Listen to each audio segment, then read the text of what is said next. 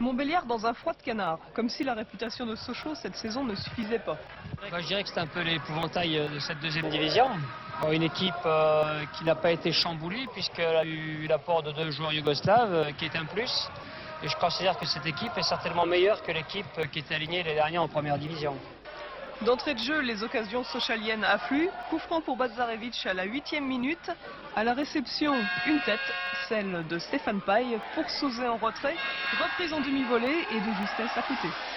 Dans la même minute, corner du même Badzarevic et tête de Sylvestre qui pousse le ballon devant la ligne. Stéphane Paille échoue aussi.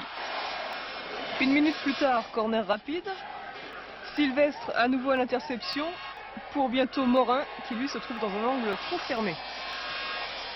28 minutes de jeu et échappé de Philippe Morin, très en forme hier soir, sur l'aile droite.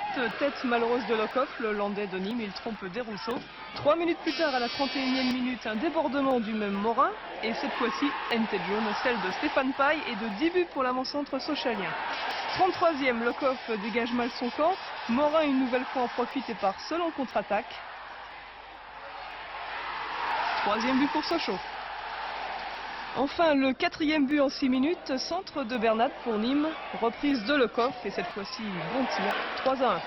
Je pense au moment où on menait 3-1, ils ont raté une super occasion. S'ils avaient marqué le 2e but, à 3-2, tout le résultat aurait été mis en cause et je suis presque convaincu qu'on n'aurait pas fait une démonstration en deuxième mi-temps.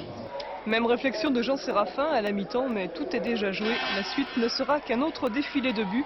Philippe Morin à la 60e minute cherche et trouve le poteau gauche d'un tir croisé. 4-1 pour Sochaux.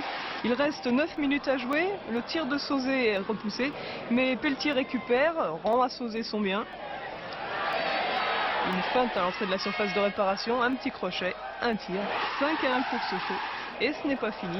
Un pénalty qui va être maintenant obtenu par l'équipe de Sochaux. Monsieur de Candy s'indique immédiatement le point de pénalty. C'est tiré par Sauzet avec succès. 6-1. Que dire de plus? Il n'y a rien à redire. Il faut reconnaître la supériorité de Sochaux. Je considère que c'est la meilleure équipe qu'on a rencontrée. Et je souhaite qu'elle aille jusqu'au bout. Sochaux reste invaincu à domicile cette saison.